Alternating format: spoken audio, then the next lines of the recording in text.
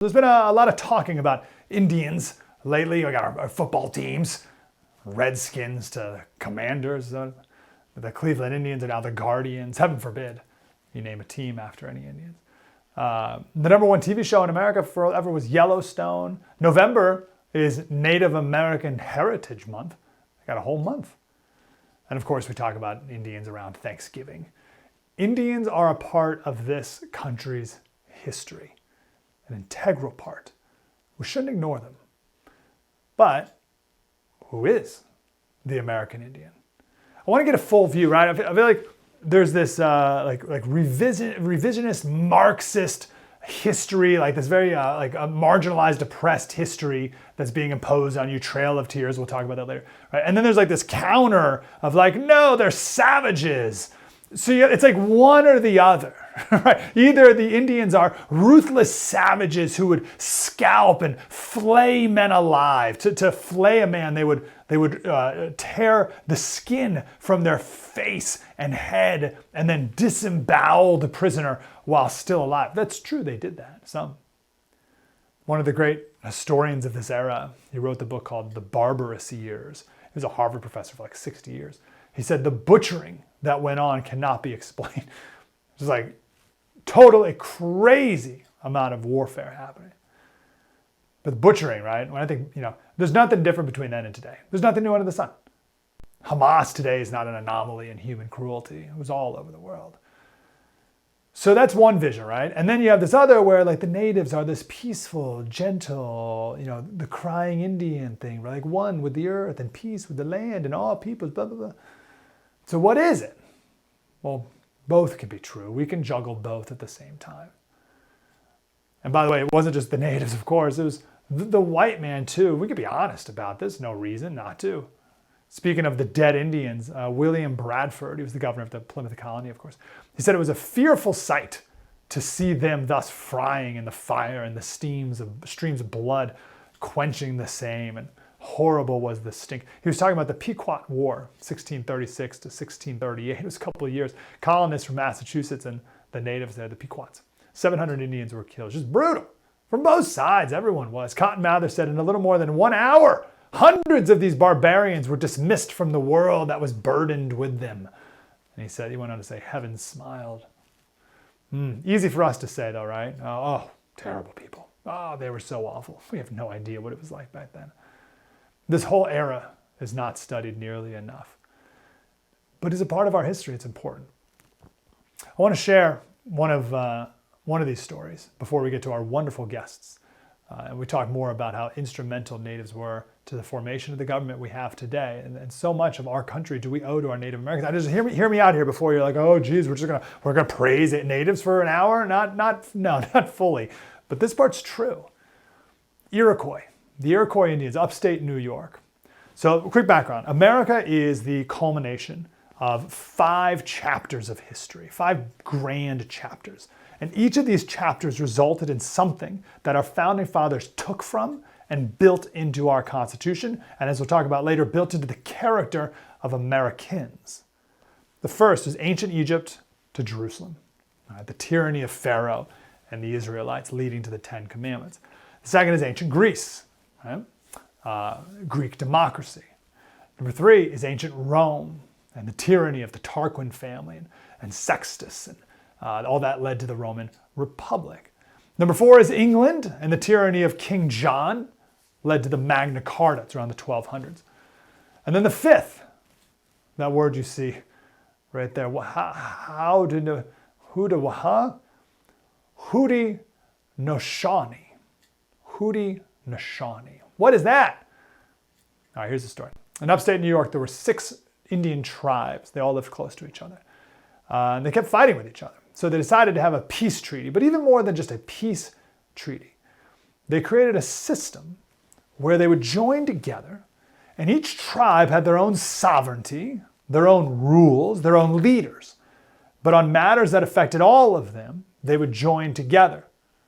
And they had like a special group, the Grand Council of Chiefs, that would meet together, representing each of the tribes together for big issues that affect, right? You with me? You see the parallels here? with our Constitution. And they had some rules. One of the rules was no member of a tribe could hold more than one office in the Confederacy at once. Well, it's Article 1, Section 6, Clause 2. That's the emoluments clause. It says you can't hold two offices at once. There was an impeachment clause in the Iroquois Constitution. They had two branches of sorts in their confederacy. They had a process of declaring war. This is federalism. Right? This is federalism, where the Confederacy had power over certain matters, but they left free the independent tribes, states in our case, to have control over their own local matters. And it was the tribes that made the Confederacy, just like it's the states that made the federal government, not the other way around. So our founders looked at this and they were amazed. They were amazed. And right around this time in England, and then now in America, they were this new focus on Athens and Rome. And here were these people in the New World who were living it out in their own unique way.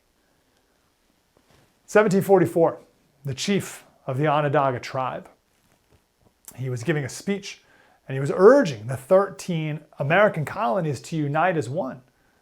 You're like, what are you talking about, Slater? How can this be true? Indeed, he said, this chief said, we heartily recommend union and a good agreement between you, our brethren.